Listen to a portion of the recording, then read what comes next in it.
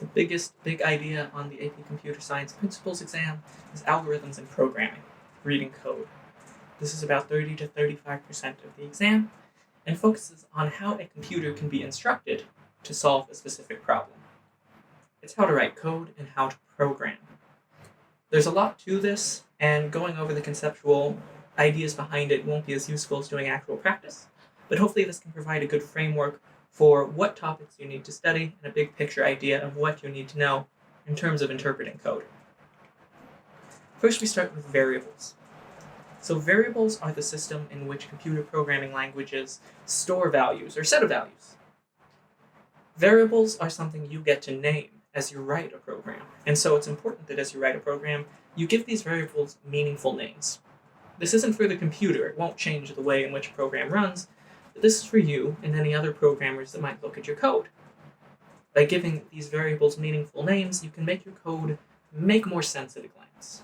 You can see what these values are, why they're going through the processes they're going through, and what they represent in the real world. We can put values into these variables using some sort of assignment operator. On the AP exam, it's going to look like an arrow, saying we take this value and put it in this variable. But in most programming languages you're going to use a single equal sign as the assignment operator. The types of values we put into variables come in a lot of different forms.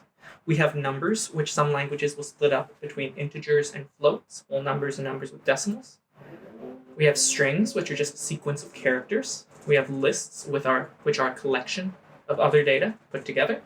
And we have Booleans, which are just true or false values. One quick note on strings, these sequences of characters, they're joined together with what will look like addition in most programming languages, but the technical term for that is concatenation, where you concat two strings together into one larger string. It's important that you choose values that make sense for whatever they're representing. For example, if you have a door, and the door could be represented as either open or close, you could represent that with the strings open and close. But you could also just tie that to a Boolean, a true or false, with true representing open and false representing close. Or numbers, or a list, I guess. But choosing the most efficient and logical data type is going to be really important to make sure your program runs in a way that people can understand. As you are working with computer programs, the most important thing you can do is to use abstraction. As a reminder, abstraction is the idea of reducing complexity so that you can better focus on the main ideas behind a program in this case. In programming, one way we can force abstraction into the system is by using variables to refer to a collection of data instead of specific values. A list is one of the most common ways to do that.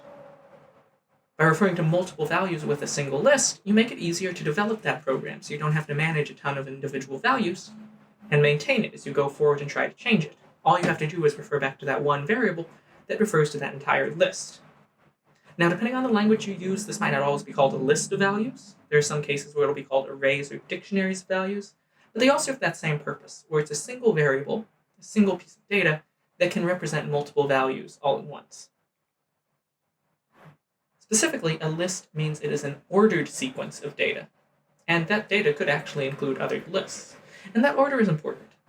Each element or part of the list is located at a specific index, and you can use that index and the list to refer to a specific value. You can say, for example, the first entry in a list or the second entry in a list. You can also edit these lists by doing things like inserting new values into them, appending them to the end, or removing values that might not be relevant or useful in that list. When we use a computer program, what we're typically doing is we are creating algorithms. An algorithm is just a specific set of instructions to complete a clearly defined task. We'll see a lot of our algorithms written as code, but we communicate a lot of them in natural language too, a way I can communicate instructions to you to get some sort of job done. You also see this in diagrams like flowcharts or basically anything that provides instructions to complete a task. All algorithms can be broken down into three things: sequencing, selection, and iteration. Sequencing is just the order in which the code statements are executed. What you do first, what you do next, all the way to what you do last. When we talk about programming, one term you'll hear a lot is an expression. And now these expressions are just a process that will return a change of variable, typically something like math or comparing two things. When we look at program languages in most cases, the evaluation of these expressions is going to happen in a sequential way. It'll run the programs at the start and work its way to the end. Most programming languages are just going to use our standard math operators: addition, subtraction, multiplication, and division, and another one called the modulus.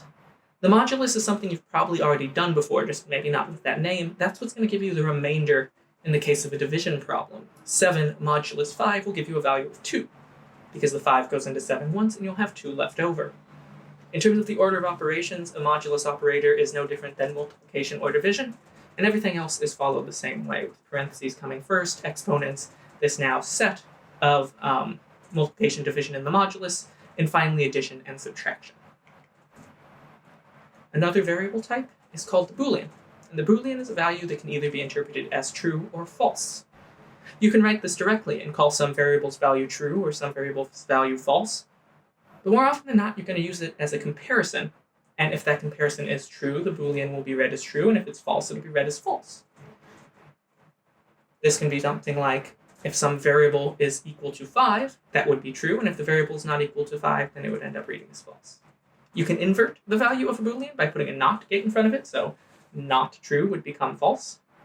And you can also combine two Booleans and reduce them down to 1 by using AND and OR gates. In an AND gate, both values must be true, and that'll be evaluated as a single true. In an OR gate, either value can be true, and as long as one of those two values is true, A or B, for example, then that entire statement would be read as true. Booleans let us go into that second type of algorithm structure, selection. Booleans, usually in something called an if statement, will let a set of code select if a chunk is going to run or not. You can tie it to a Boolean statement and say, if this Boolean is true, run this code, but if the Boolean is false, it will skip that code. And it will either go to what's called the else statement, so if this is true, then blah, blah, blah, else, or in other words, if it's false, blah, blah, blah, blah, blah, or it'll just do nothing at all if there's no else case present. And you can build a nested chain of this. If this, do this. If this, else if this, else if this, else if this, else some final case. Finally, we have iteration. Iteration means to repeat something exactly as given. In programming, that might mean repeating something some predefined number of times. Repeat this statement 3 times, 4 times, 5 times. Or it could be to repeat it until some specific condition is met. Repeat this until x becomes 5, until x is 3, until x is less than 0, becomes negative. You have to be careful when writing these conditional iteration setups, though, because if the condition isn't getting changed within the loop, you can get stuck in an infinite loop if that condition's never met. Another common mistake is if the condition is already met before meeting the loop will get skipped, because it doesn't find a need to run it. The condition is already met. Iterations are a fantastic way to deal with lists, because it's a way to loop through an entire list and deal with all of the elements throughout, or all the elements that might meet a certain conditional. With those 3 parts, you can now start to create algorithms. You can now create these plans to accomplish a certain task. And there's going to be more than one way to accomplish the same task. They might happen with different efficiency, they might happen requiring different information, but the same goal can be met with different steps.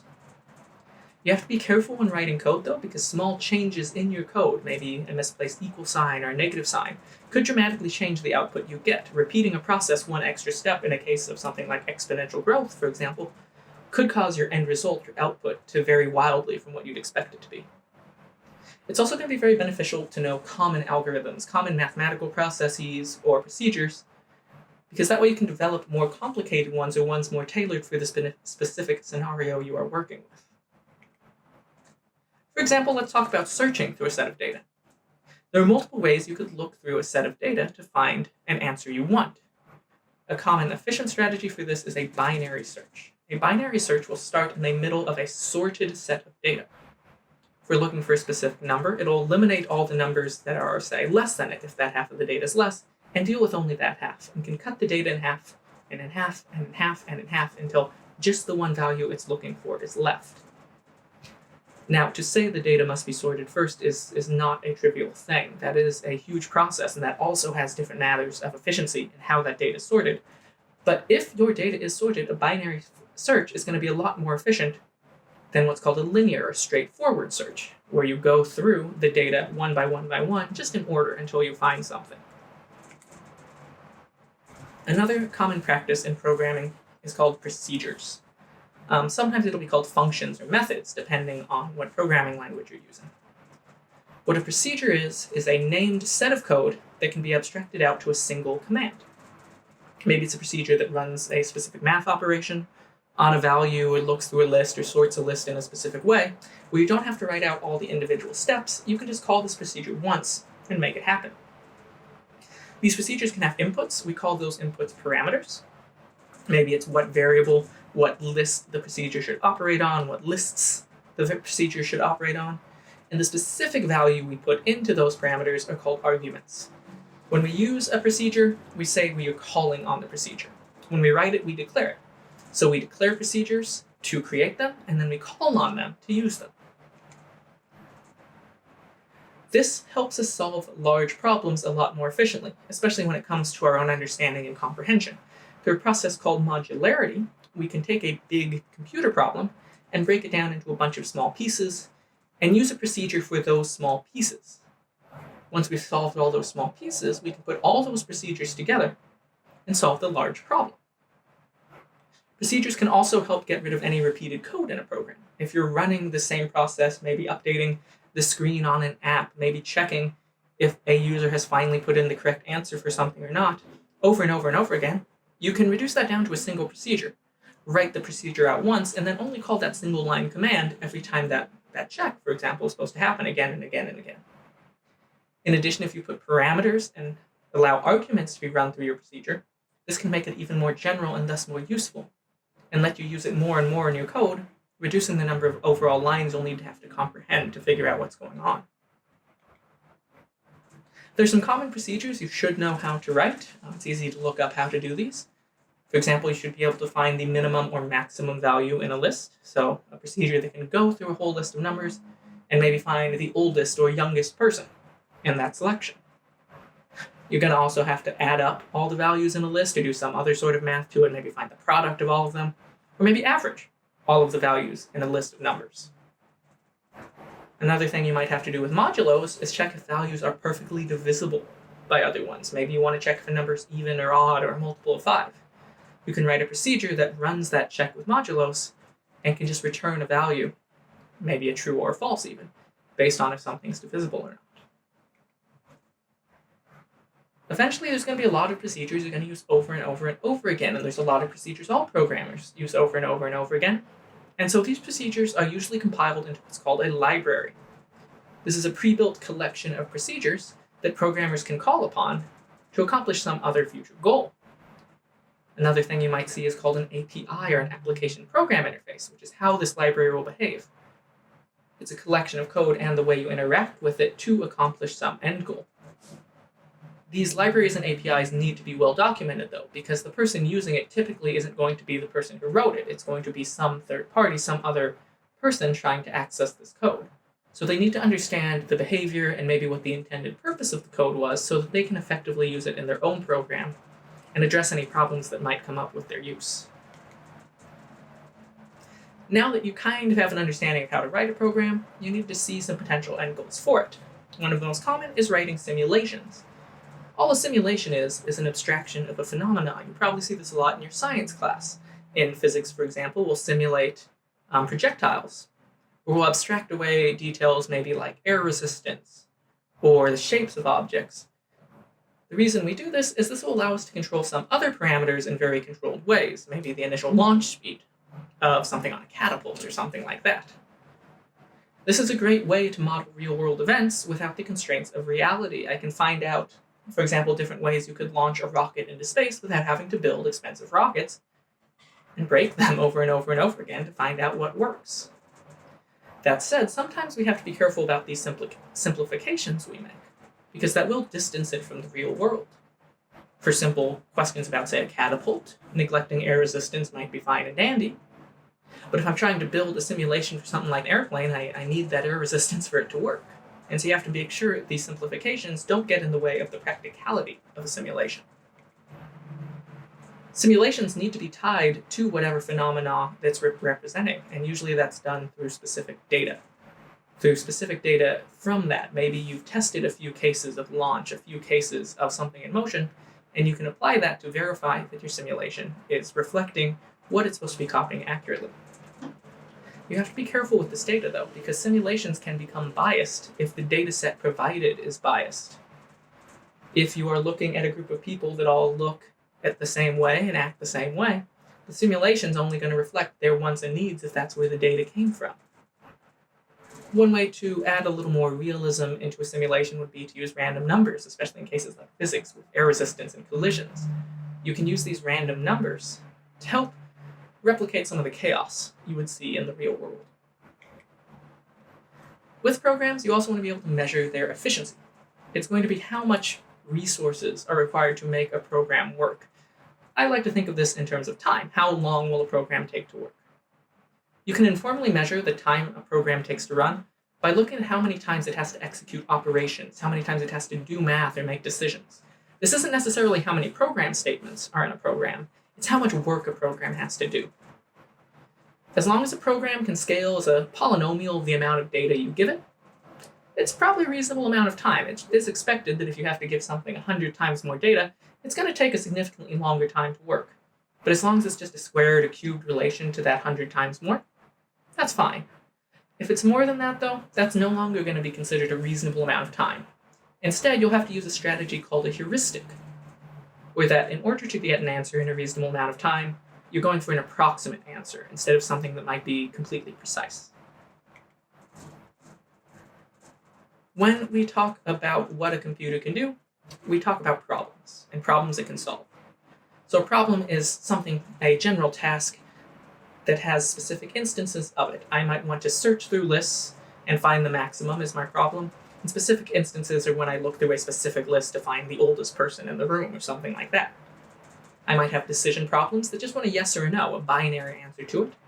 Or sometimes we'll have optimization problems where I want to find the ideal thing from a constrained set of options, the best path to go from my house to the store, if there's traffic. But there are going to be undecidable problems. These are ones where no algorithm can always construct a correct answer for it. It might be able to work in one or two cases, but it's not going to be a universal solution to it. These are the questions that computers can't really answer.